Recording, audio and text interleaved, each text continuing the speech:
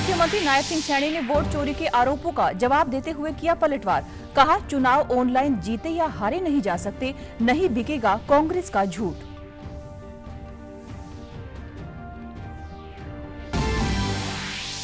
हिसार में कल आयोजित होगा भारतीय वायुसेना के सूर्य किरण का एयर शो। मुख्यमंत्री नायब सिंह सैनी बतौर मुख्य अतिथि करेंगे शिरकत। करीब 15,000 की संख्या में लोग होंगे शामिल। राज्यपाल असीम कुमार घोष ने करनाल में 74वें अखिल भारतीय पुलिस कुश्ती समूह खेलों का किया शुभारंभ। पुलिस की बढ़ती हुई चुनौतियों के बावजूद खिलाड़ियों के शानदार प्रदर्शन की करी सराहना। और प्रदेश में सेवा पखवाड़ा के तहत आयोजित हुए कई कार्यक्रम। कैथल में महिलाओं के लिए लगाया गया मेगा स्पेशलिस्ट शिविर। अंबाला में लोगों ने किया रक्तदान। नमस्कार, मैं हूं पायल। अब समाचार विस्तार से। मुख्यमंत्री नायब सिंह सैनी ने आज चंडीगढ़ में प्रेस वार्ता कर राहुल गांधी पर लगाए आरोपों का जवाब देते हुए पलटवार किया। मुख्यमंत्री ने कहा कि राहुल गांधी देश को गुमराह कर रहे हैं। उन्होंने कहा कि चुनाव ऑनलाइन जीते या हारे नहीं जा सकते, ऑनलाइन तो केवल झूठ फैलाया जा सकता है, मगर कांग्रेस का यह झूठ बिकने वाला नहीं है। मुख्यमंत्री ने एक धर्म विशेष के वोट काटने के दावों का जिक्र करते हुए कहा कि वे जहरीली और भड़काऊ बयानबाजी कर रहे हैं। उन्होंने कहा कि चुनाव आयोग की कठोर प्रक्रिया से गुजरे हुए वोट काटना संभव नहीं है। कांग्रेस इस मुद्दे पर भ्रम फैलाकर समाज को बांटने का काम कर रही है। चुनाव ऑनलाइन जीते हारे नहीं जा सकते, जो राहुल गांधी साहब कह रहे थे। ऑनलाइन तो केवल झूठ फैलाया जा सकता है, परंतु अब ये चलने वाला नहीं। कांग्रेस का ये झूठ भी बिकने वाला नहीं है।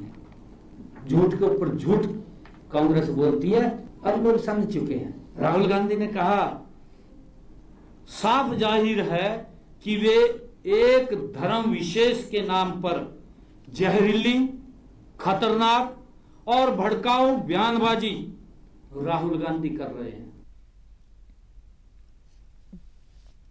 मुख्यमंत्री ने पूछा कि अगर कर्नाटक में भाजपा वोट चोरी कर रही थी तो वह चुनाव कैसे हार गई। उन्होंने कहा कि आरोपों के मद्देनजर फरवरी मार्च में चुनाव आयोग को सीआईडी ने पत्र लिखा, तब भाजपा की सरकार थी और वे अपने ही खिलाफ कार्यवाही क्यों करवा रही थी। उन्होंने बताया कि भाजपा प्रत्याशी की याचिका पर हाल ही में हाईकोर्ट ने मालूर से कांग्रेस विधायक के वाई नंजेगौड़ा के चुनाव को अवैध ठहराकर दोबारा मतगणना का फैसला दिया। इससे यह स्पष्ट होता है कि कांग्रेस ने मतगणना में धांधली की। उन्होंने कर्नाटक चुनाव से पहले मतदाता सूची से नाम हटवाने के आरोप पर कहा कि प्रकाशित सूची के मूल्यांकन करने के लिए कांग्रेस के पास 5 महीने का समय था, तब उनके बीएलओ क्या कर रहे थे। जो राहुल गांधी साहब बोल रहे हैं, और भाजपा खुद ही अपने खिलाफ सीआईडी करवा रही थी, जांच कर रही थी, अपने आप ही कर रही थी। क्या भाजपा चुनाव हार गई? अगर वोट चोरी हो रहे थे, क्यों हार गई? राहुल गांधी इसके ऊपर भी थोड़ा सा प्रकाश डाल दे। जिसे राहुल गांधी का एक और झूठ उजागर हुआ है। उन्होंने आरोप लगाया कि कर्नाटक में 19 दिसंबर 2022 को प्रकाशित मतदाता सूची से लोगों के नाम हटा दिए। मैं उनके इस आरोप के बारे में कहना चाहूंगा कि कांग्रेस के बीएलओ के पास इसकी जांच करके उनके नाम वापस जोड़ने के लिए 5 महीने का समय था। हिसार के महाराजा अग्रसेन हवाई अड्डे पर कल होने वाले भारतीय वायुसेना के एयर शो की रिहर्सल की गई। इस दौरान भारतीय वायुसेना के सूर्य किरण दस्ते के विमानों ने आसमान में अपना प्रदर्शन किया। कल के एयर शो में मुख्यमंत्री नायब सिंह सैनी बतौर मुख्य अतिथि शिरकत करेंगे। यह प्रदेश का पहला एयर शो होगा जिसमें 15,000 के करीब लोग शामिल होंगे। इस एयर शो को लेकर लोग काफी उत्साहित हैं। सूर्य किरण वायुसेना की 52 स्क्वाड्रन का हिस्सा है, जो देश के कई हिस्सों हिस्सों में एयर शो कर चुकी है।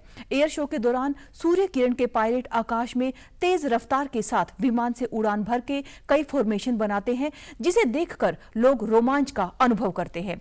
वायुसेना की लाइट कैप्टन कंवल संधू ने कहा कि इस तरह का एयर शो भारतीय वायुसेना तथा स्थानीय प्रशासन के सहयोग से संभव हो पाता है। हिसार की जनता तथा बच्चों ने आज एयर शो के प्रति अपना स्नेह दिखाया। लोगों को कल एयर शो का फाइनल देखने को मिलेगा, जिसमें एक साथ 9 लड़ाकू विमान 5 मीटर से भी कम दूरी उड़ान भरेंगे और हवा में करतब दिखाकर लोगों में रोमांच पैदा करेंगे। उन्होंने कहा कि हमारी टीम के बहुत सारे सदस्य हरियाणा की मिट्टी में जन्मे हैं। आज के एयर शो के एक पायलट जसदीप सिंह दहिया हिसार निवासी ही हैं। हिसार निवासी पायलट साहिल गांधी ने देश के लिए बलिदान दिया है। आज उनकी स्मृति में वायुसेना की सूर्य किरण टीम ने मैनुअर भी किया। उन्होंने कहा कि यह एयर शो देश के लिए बलिदान देने वाले सभी वीरों को समर्पित है। जो शौर्य है, उनकी ताकत है, आज हिसार के आसमान में हम सबको देखने को मिली। इस तरह का एयर शो संभव हो पाया है इंडियन आर्मी, इंडियन एयरफोर्स और जिला प्रशासन के संयुक्त एफर्ट्स के कारण ही। और आज आप देख सकते हैं कि ये जो शो इतना सक्सेसफुल बना है, ये हो पाया है डॉट ऑन टारगेट, डिव और हिसार जिला प्रशासन के कंबाइंड एफर्ट्स के द्वारा। इस शो में हमने देखा किस प्रकार हिसार वालों ने अपना पूरा योगदान दिया, अपना पूरा जोश दिखाया, इतना प्यार दिखाया हमारी टीम को। और हम बहुत ही खुशनसीब हैं कि इस तरह का हमें सपोर्ट मिला। कल एक और बार इस टीम का प्रदर्शन होगा हिसार के आसमान में। ये कल फिनाले शो होगा, जिसमें आप देखेंगे 9 विमान किस प्रकार एकजुट होकर 5 मीटर से भी कम की दूरी पर उड़ान भरते आपको नजर आएंगे। एयर शो की रिहर्सल देखने पहुंचे एनसीसी कैडेट्स और विद्यार्थियों ने कहा कि हमने ऐसा दृश्य देखा है जिसे शब्दों में बयान करना मुश्किल है। सभी पायलटों ने भरपूर साहस दिखाया और बेखौफ उड़ानें भरी। वायुसेना के लिए हमारे मन में आज और भी अधिक सम्मान बढ़ गया है। आज हैरत अंगेज एयर शो देखकर मन बहुत खुश हुआ। इससे हमारे अंदर भी देशभक्ति की भावना जागी। इससे हमें हमारे एयरफोर्स की देशभक्ति, दृढ़ निश्चय और साहस के बारे में पता चलता है। इतने सुंदर करतब आज आपने हवा में देखे होंगे। ऐसे आपको लगता है क्या कि कोई दूसरे देश के अंदर इतनी देशभक्ति होगी जितनी हमारे आर्मी पर्सनल्स में है? इतना सुंदर दृश्य देखकर तो मन खुशी हो गया, रोंगटे खड़े हो गए थे, इतना सुंदर दृश्य। मेरे पास अभी शब्द नहीं है कि मैं अपनी भावनाओं को कैसे व्यक्त करूं। इस समय हम लोगों ने एक ऐसा दृश्य देखा है जिसको शब्दों से बयान नहीं किया जा सकता है। जो हमारे पायलट्स हैं, उन्होंने इतना करेज दिखाया है, जहां हम लोग यहाँ पे नीचे से देख के डर रहे थे, मगर उनमें इतना ज्यादा हौसला, इतना ज्यादा करेज था कि वो उतनी ऊंचाई से भी अपने काम को इतने परफेक्शन के साथ कर रहे थे। मैंने उनके अंदर पेट्रियोटिज्म देखा, उनका करेज देखा। उन लोगों ने जितनी परफेक्शन से ये काम किया है, मैं नहीं मानती कि किसी और कंट्री के लोग ये कर सकते होंगे। आज के कर्तव्य मैनूवर्स बहुत ही काबिल योग थे। इन्होंने मेरे अंदर की देशभक्ति की प्रेरणा जगाई है। It motivated me to become an ND officer, and by seeing them, I thought if they can do it, why not me? Because I'm also equally capable, and I'm truly grateful to everyone, and especially our air pilots who could, outpull this, and it truly made me grateful. राज्यपाल असीम कुमार घोष ने police अकादमी मधुबन में 74वें Akhil Bharatiya police कुश्ती समूह खेलों का शुभारंभ किया। इन खेलों में विभिन्न राज्यों, केंद्रीय पुलिस बलों और केंद्र शासित प्रदेशों की कुल 34 टीमों के 1474 खिलाड़ी भाग ले रहे हैं। इनमें 1124 पुरुष और 350 महिला खिलाड़ियों के अलावा 130 तकनीकी अधिकारी भी शामिल हैं। इस दौरान देश भर से आए खिलाड़ियों ने भव्य मार्च पास्ट भी निकाला। इस खेल प्रतियोगिता में arm wrestling, body building, boxing व कुश्ती के मुकाबले होंगे। समारोह को संबोधित करते हुए राज्यपाल ने कहा कि इस तरह के आयोजन पुलिस कर्मियों में खेल भावना और खेल की परंपरा को बढ़ावा देते हैं। यह आयोजन दशकों से खेलों को बढ़ावा दे रहा है और एथलीटों ने कई राष्ट्रीय और अंतर्राष्ट्रीय पदक भी जीते हैं। उन्होंने कहा कि हरियाणा पुलिस की समृद्ध खेल विरासत है, जिसके एथलीटों ने अनेक पुरस्कार जीते हैं। उन्होंने पुलिस व्यवस्था में बढ़ती हुई चुनौतियों के बावजूद खिलाड़ियों के द्वारा खेलों में शानदार प्रदर्शन की सराहना की।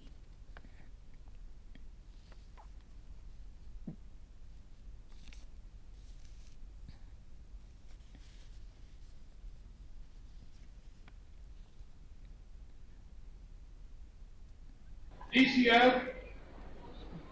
1,485 players from 35 teams will compete for medals. And I wish each one of them the very best. I am especially delighted to learn that 350 women athletes will participate in disciplines such as arm wrestling, bodybuilding, boxing, and wrestling. Police महानिदेशक शत्रुजीत कपूर ने कहा कि मधुबन में आयोजित कुश्ती खेल प्रतियोगिता में विभिन्न राज्यों के खिलाड़ी अपनी खेल भावना और एकता का परिचय देंगे। उन्होंने कहा कि अखिल भारतीय पुलिस खेलों का एक समृद्ध इतिहास है। इन खेलों की शुरुआत 1951 में कटक से हुई थी। यह खेल हमारे बहादुर महिला और पुरुषों को अपनी खेल प्रतिभा का प्रदर्शन करने के लिए एक मंच प्रदान करता है। इसके अलावा देश के विभिन्न राज्यों के पुलिस बलों के बीच सौहार्द और सहयोग की भावना को भी बढ़ावा देते हैं। पुलिस के लिए गर्व और सम्मान का विषय है कि 74वें अखिल भारतीय पुलिस कुश्ती खेल 2025-26 का आयोजन यहां बछेर स्टेडियम पुलिस परिसर मधुबन में किया जा रहा है। इस प्रतिष्ठित आयोजन में देश भर से आए पुलिसकर्मी अपने खेल कौशल और पराक्रम का प्रदर्शन करते हुए एकता का परिचय देंगे कि अखिल भारतीय पुलिस खेलों का एक समृद्ध इतिहास है। इन खेलों की शुरुआत सन 1951 में उड़ीसा के कटक से हुई थी। भाजपा ने आत्मनिर्भर भारत संकल्प अभियान के अंतर्गत प्रदेश कार्यालय पंचकुला में आज एक भव्य कार्यशाला का आयोजन किया। इस कार्यशाला का उद्देश्य देश को आत्मनिर्भर बनाने तथा स्वदेशी वस्तुओं को अपनाने के संकल्प को मजबूत करना रहा। कार्यक्रम में मुख्यमंत्री नायब सिंह सैनी बतौर मुख्य अतिथि शामिल हुए, जबकि इसकी अध्यक्षता प्रदेश भाजपा अध्यक्ष मोहन लाल बड़ोली ने की। इस अवसर पर राष्ट्रीय स्तर के पदाधिकारियों के अलावा अन्य पदाधिकारी और कार्यकर्ता उपस्थित रहे। प्रदेश प्रभारी सतीश पूनिया ने बताया कि केंद्र ने 3 अभियानों से लेकर आदेश दिया है कि अभी सेवा पखवाड़ा मनाया जा रहा है। इसी तर्ज पर 25 सितंबर से 25 दिसंबर तक पूर्व प्रधानमंत्री अटल बिहारी वाजपेयी की जयंती तक आत्मनिर्भर भारत के संकल्प का काम करेंगे, जिसमें यात्राएं होंगी, प्रबुद्ध जन संवाद होगा और स्वदेशी पर जोर दिया जाएगा। 3 अभियानों की विशेष चर्चा करी है। सेवा पखवाड़े की, जिसमें जन सरोकारों का काम करेंगे, ये 17 सितंबर से 2 अक्टूबर चलेगा। उसी तर्ज पर 25 सितंबर से 25 दिसंबर तक वाजपेयी जी की जन्म जयंती तक, इसमें हम लोग आत्मनिर्भर भारत के संकल्प का काम करेंगे, जिसमें यात्राएं होंगी, प्रबुद्ध जन संवाद होगा, दिव्यांगों से संपर्क होगा, स्वदेशी पर जिस पर जोर होगा। इस तरीके से समग्र रूप से इसमें कार्यक्रम होंगे। प्रदेश अध्यक्ष मोहन लाल बड़ोली ने कहा कि देश आत्मनिर्भर बने और आर्थिक दृष्टि से देश तीसरे पायदान पर पहुंचे, इसके लिए हमें स्वदेशी को अपनाना होगा। और आर्थिक दृष्टि से ये देश है जहाँ 4थे नंबर का देश है, बहुत जल्दी 3रे नंबर का देश बनेगा। और जिस प्रकार से हम भारत की भूमि पर जो चीज बनी है, हम उन सब चीजों को अपनाने का काम करेंगे, तो बहुत जल्दी ये देश विकसित राष्ट्र बनेगा। और आत्मनिर्भर का जो संकल्प है, स्वदेशी को अपनाओ। पर्यटन मंत्री डॉक्टर अरविंद शर्मा ने कहा कि हर घर में स्वदेशी को लेकर लोगों में बहुत जोश है। स्वदेशी वस्तुएं बनाकर लोग गौरव महसूस कर रहे हैं। यह प्रण लेने की जरूरत है कि हम बाजार जाएंगे तो केवल स्वदेशी ही लेंगे। उन्होंने कहा कि स्वदेशी अपनाकर देश को आत्मनिर्भर बनाना है। लोगों में पूरे देश में जोश है, स्वदेशी अपनाएंगे, देश को आत्मनिर्भर बनाएंगे। लोगों में, पूरे देश की जनता में जबरदस्त जोश है और लोग अब गौरव महसूस करते हैं। स्वदेशी अपना करके लोग गौरव महसूस करते हैं। लोगों को समझ में भी आ गया कि हम स्वदेशी अपनाएंगे, हमारा पैसा देश में रहेगा, उसकी रोटेशन होकर के देश के विकास में काम आएगा। सेवा पखवाड़ा के तहत अंबाला छावनी में रक्तदान शिविर का आयोजन किया गया, जिसमें भारी संख्या में स्थानीय लोगों ने भाग लिया। इस दौरान कैबिनेट मंत्री अनिल विज ने भी शिविर में हिस्सा लिया और रक्तदाताओं को सम्मानित किया। उन्होंने कहा, आज भारी संख्या में लोग रक्तदान करने आए हैं, जो हर्ष की बात है। इससे लोगों की जान बचाने में मदद मिलेगी। उन्होंने बताया कि अंबाला छावनी में 4 मंडल हैं और सभी ने मिलकर आज रक्तदान शिविर का आयोजन किया है। उन्होंने कहा कि प्रधानमंत्री के 75वें जन्मदिन को देखते हुए हर कार्यक्रम में 75 का आंकड़ा रखने की कोशिश की गई है। आदरणीय प्रधानमंत्री नरेंद्र मोदी जी के जन्म दिवस के उपलक्ष्य में सारे देश में सेवा पखवाड़ा मनाया जा रहा है और स्थान स्थान पर सेवा के अनेकों प्रकल्प चलाए जा रहे हैं। उसी के तहत आज सभी मंडल एक ब्लड डोनेशन कैंप, एक हेल्थ चेकअप कैंप और पौधारोपण का कार्यक्रम कम से कम ये कार्यक्रम कर रहे हैं। और हर कार्यक्रम में कोशिश की जा रही है, क्योंकि मोदी जी का 75वां जन्मदिन मनाया जा रहा है, तो आंकड़ा 75 होना चाहिए। और आज मैं देख रहा हूं कि इस ब्लड डोनेशन कैंप में कितना उत्साह है लोगों, कितनी बड़ी संख्या में लोग रजिस्टर्ड करवा चुके हैं। आज रक्तदान शिविर में भाग लेने आए युवाओं ने कहा कि रक्तदान महादान है, हमें सदा रक्तदान करना चाहिए। उन्होंने कहा कि हमारे द्वारा दान किया गया रक्त किसी अन्य व्यक्ति को जीवन दान दे सकता है। लोग इस पुण्य कार्य में अपनी आहुति दें।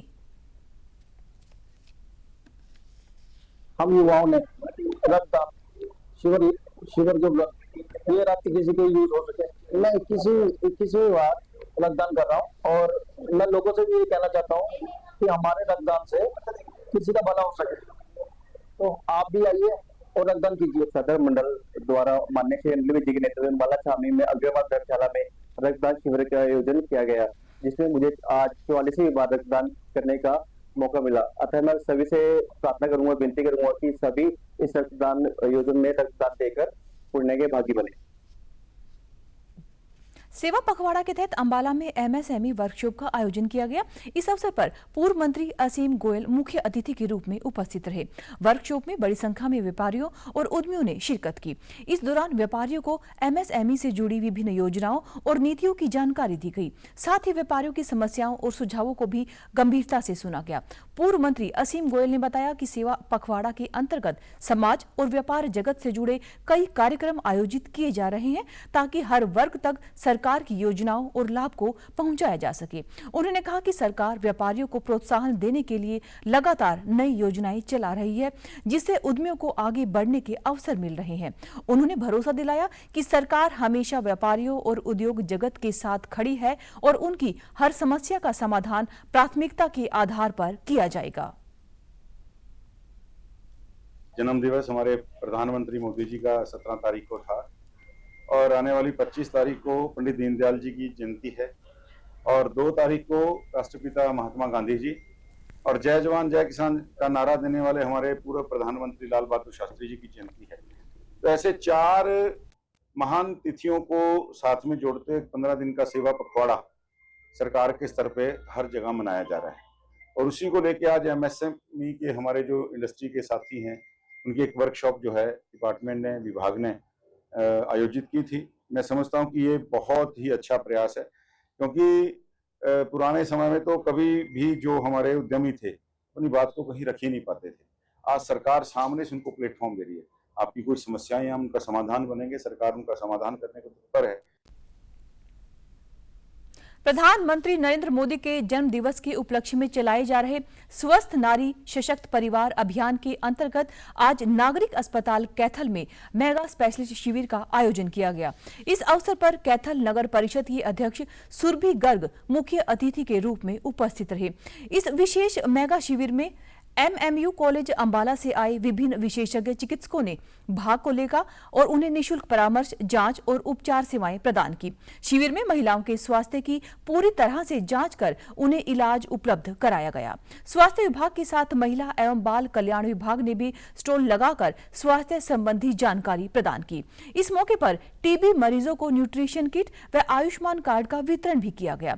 नगर परिषद की अध्यक्ष सुरभि गर्ग ने कहा कि प्रधानमंत्री नरेंद्र मोदी की यह बहुत अच्छी सोच है कि यदि परिवार में महिला स्वस्थ होगी तो पूरा परिवार सशक्त हो जाएगा। उन्होंने कहा कि प्रधानमंत्री की महिला हितैषी सोच के चलते हुए इस प्रकार के विशाल स्वास्थ्य शिविर का आयोजन किया गया। उन्होंने कहा कि महिलाओं को समय से जांच न होने पर कई तकलीफें उठानी पड़ती हैं। उनकी तकलीफों को कम करने के लिए शिविर लगा है। Civil surgeon doctor Renu Chawla ने कहा कि इस मेगा कैंप में विशेष रूप से मातृत्व एवं शिशु स्वास्थ्य, कैंसर स्क्रीनिंग और पोषण जांच के साथ ही मानसिक स्वास्थ्य देखभाल पर ध्यान दिया गया। उन्होंने बताया कि यह अभियान समाज की सबसे मजबूत इकाई महिलाओं और परिवारों के संपूर्ण स्वास्थ्य के लिए एक राष्ट्रीय महत्व की पहल है। उन्होंने कहा कि यह पहल केवल स्वास्थ्य सेवा तक सीमित नहीं है, बल्कि यह सामाजिक जागरूकता बढ़ाने और स्वस्थ जीवन शैली अपनाकर परिवारों को सशक्त बनाने की दिशा में एक प्रेरणादायक कदम है। पहले तो वही बात है कि प्रधानमंत्री जी का बहुत बहुत धन्यवाद है कि ये कैंपों का मौका मिला है हमें लगवाने के लिए, और हमारे घर जो फीमेल्स हैं उनको हम प्रेरित कर रहे हैं कि वो अपनी बीमारी को आगे लेके आए, क्योंकि जैसे ही फीमेल को कोई भी बीमारी होती है तो वो बहुत जल्दी नहीं बताती है, इसलिए वो बीमारी बढ़ जाती है, चाहे वो कैंसर हो, चाहे वो टीबी है, चाहे वो शुगर है। कुछ हमारे स्पेशलिस्ट हैं, कुछ मौलाना मेडिकल कॉलेज अंबाला से आए हुए हैं, तो आज उन सबकी स्क्रीनिंग की जाएगी। एंड फर्स्ट ऑफ ऑल तो prevention is better than cure, पहले तो उनको प्रिवेंट करना है कि वो हो ही ना। ये देख के बहुत ही गौरव महसूस कर रही हूँ कि आज मेरे देश की महिला एक जागरूक महिला है। भारतीय जनता पार्टी एकमात्र ऐसी पार्टी है जिन्होंने हमेशा महिलाओं को बढ़ाने का, संवारने का और उनको सशक्त बनाने का काम करा है, और नारी तभी सशक्त रह सकती है जब वो पूरी तरह से स्वस्थ है। आप सब बहनों के लिए जो आयोजित करा है इस तरह के कैंप, जो भारतीय जनता पार्टी और हमारी सरकार जो ये कैंप लगाती है ताकि महिलाएं अपनी हेल्थ को लेके सबसे पहले जागरूक हों। स्वास्थ्य इस जीवन का आधार है बहनों। राज्य महिला आयोग की अध्यक्ष रेणु भाटिया ने फरीदाबाद के नवनिर्वाचित पार्षदों के साथ महिला अपराध को लेकर चर्चा की और इसे रोकने पर विचार विमर्श किया गया। इस मौके पर मेयर प्रवीण जोशी बत्रा भी मौजूद रही। रेणु भाटिया ने नवनिर्वाचित पार्षदों से वुमेन क्राइम को लेकर अपना अनुभव साझा किया। उन्होंने तरह तरह के अपराधों से पार्षदों को अवगत कराया ताकि वे खुद सजग हो और स्कूल कॉलेज में जाकर छात्र छात्राओं को अपराधों से बचने की जानकारी दे सके। उन्होंने बताया कि लगातार महिला एवं बाल संरक्षण आयोग की टीम महिलाओं को क्राइम के प्रति जागरूक करने का काम करती रही है और आगे भी उनका यह प्रयास जारी रहेगा। हो रहा है ये स्कूली बच्चों को पहले अलर्ट किया जाए, कॉलेज के बच्चों को अलर्ट किया जाए ताकि स्कूल वाले कॉलेज आने के टाइम अलर्ट रहें और कॉलेज वाले काम करने के लिए जब जाएं तो अलर्ट रहें। तो तब से हमने पोश और पॉक्सो ये दो विषयों को प्लस साइबर क्राइम को इंक्लूड करके इन 3 विषयों पर फोकस करना शुरू किया। तो हम दोनों कमीशंस ने इसको फॉलो करते हुए तय किया था कि हम हर स्कूल में जाएंगे। सरकारी स्कूल जहाँ पे हैं बेटियों का, वहाँ पे हम 3-4 स्कूलों को कंपाइल करके बात करेंगे ताकि 800,000 तक की बात पहुँच जाए। क्राइम दिन प्रतिदिन जो बढ़ता जा रहा है, इसकी अवेयरनेस के लिए हमारी माननीय रेणु भाटिया जी ने इसके ऊपर संकल्प लेते हुए कार्यक्रम शुरू किए हैं और इसके तहत ही आज उन्होंने हमारे पार्षद को इनवाइट किया था। तो जो पार्षद भी आज इस तरह की नॉलेज लेकर जा रहे हैं उसको वो भी अपने सराउंडिंग स्कूल्स और कॉलेज में सब बच्चों तक इस नॉलेज को पहुंचाएंगे ताकि आने वाले समय में, जैसे कि उन्होंने बताया, अगर किसी भी स्कूल में हमारे 1000 बच्चे मिलकर उसको पार्टिसिपेट करते हैं और 50 बच्चे भी उसको लेकर जाते हैं तो एटलीस्ट हम मानते हैं कि 50 क्राइम तो कम से कम रोक पा रहे हैं। प्रधानमंत्री नरेंद्र मोदी के 75वें जन्मदिन के उपलक्ष्य में राष्ट्रीय पुरस्कार विजेता फिल्म चलो जीते हैं देश के लाखों स्कूलों और 500 सिनेमा घरों में दिखाई जा रही है। यह फिल्म प्रधानमंत्री मोदी के बचपन की एक घटना से प्रेरित है। इस फिल्म में स्वामी विवेकानंद के दर्शन से प्रभावित होकर किशोर नारू अपनी छोटी सी दुनिया में बदलाव लाने का प्रयास करता है। हिसार में भी फिल्म देखने के लिए युवाओं में खूब उत्साह देखने को मिला। कल आयोजित हुए शो में कई युवाओं ने फिल्म देखकर इससे प्रेरणा ली। हिसार निवासी हेमंत कौशिक ने कहा कि फिल्म को देखने से प्रधानमंत्री के जीवन के बारे में और अधिक जानने का अवसर मिला। हमें समाज के बारे में सोचना चाहिए और जरूरतमंद की मदद करनी चाहिए। इसमें शिक्षा से जुड़े विषयों पर खास ध्यान भी दिया गया है। फिल्म है बनाई गई है और जो इसकी अब ये 35 मिनट है, माननीय प्रधानमंत्री जी के जीवन पर आधारित सब कुछ दिखाया गया है। इसमें किस तरह से एक अपने गरीब फैमिली से बिलोंग करते हैं और किस तरह से अपने खुद के जीने के साथ साथ औरों को भी जीना सिखाते हैं, किस तरह से उन्हें मदद करनी है, औरों को भी मदद करना सिखाते हैं। हमने इस मूवी में देखा है शिक्षा से रिलेटेड है, वो उस पर ज़्यादा विशेष ध्यान नहीं दिया गया है। इसमें दिखाया गया है कि जैसे किसी पे कपड़े नहीं होना और उन्हें कपड़े दिलाना और उसमें नाटक की रोल से पैसे इकट्ठे करके उन्हें गणवेश दिलाना। एक अन्य दर्शक रोहित ने कहा कि जब से हमें इस फिल्म को दिखाए जाने की जानकारी मिली थी तभी से ही हम उत्साहित थे।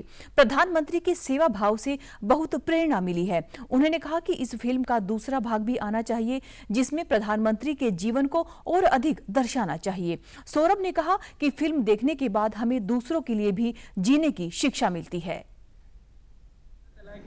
मूवी नरेंद्र मोदी जी के जीवन चरित्र पर एक मूवी रिलीज हुई है तो मैं ये देखने भी आया, तो देख के मुझे काफ़ी अच्छा भी लगा कि उनके जीवन में से मतलब पूरे जीवन का वर्णन ना करके उनके एक छोटे से पार्ट को दर्शाया गया है कि वो अपने प्रति ना सोच करके दूसरों के प्रति कितना सोचते हैं, कि दूसरों की मदद करना, उनकी बारे में उनको सपोर्ट करना, ऐसी चीज़ों के बारे में उनको दिखाया गया है इस मूवी में। मुझे इस फिल्म का एक बात सबसे अच्छी लगी जो कि ये थी कि हमें अपने लिए नहीं दूसरों के लिए जीना चाहिए और नरेंद्र मोदी जी शुरुआत से ही दिखाया गया कि वो दूसरों के प्रति उदार रहे हैं। सेवा पखवाड़े के तहत प्रधानमंत्री नरेंद्र मोदी के बचपन को दर्शाती लघु फिल्म चलो जीते हैं दिखाई जा रही है। फरीदाबाद में भी इस फिल्म को देखने के लिए भारी संख्या में लोग सिनेमाघर पहुंचे। नेताओं से लेकर आमजन ने भी फिल्म का आनंद उठाया। 32 मिनट की इस लघु फिल्म में दूसरों के लिए जीवन जीने का संदेश दिया गया है। फिल्म देखने के बाद दर्शकों ने फिल्म की प्रशंसा की और इसे प्रेरणादायक बताते हुए कहा कि इस फिल्म से उन्हें बहुत कुछ सीखने को मिला। उन्होंने कहा कि इससे यह भी पता चलता है कि प्रधानमंत्री नरेंद्र मोदी बचपन से ही दूसरों और देश के लिए जीना सीख गए थे, जो आज भी उनकी कार्यशैली में नजर आता है। व्यक्ति बहुत पीछे है, राष्ट्र पहले है।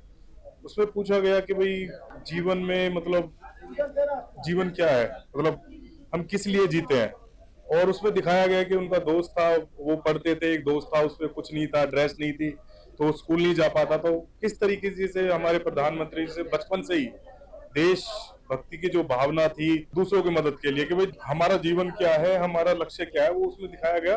और लास्ट में उन्होंने करा कि अपने दोस्त को ड्रेस करा के वो सारा एक अच्छा मैसेज इस डॉक्यूमेंट्री के थ्रू दिया गया है। प्रधानमंत्री जी के बारे में जो संदेश दिया गया है, प्रधानमंत्री हमारे नरेंद्र मोदी जी बाल अवस्था से ही जो है दूसरों के लिए जीते रहे हैं, और ये संदेश दिया है कि इसमें जो इसका एक स्लोगन भी है आखिरी में कि चलो दूसरों के लिए जीते। बहुत ही अच्छा।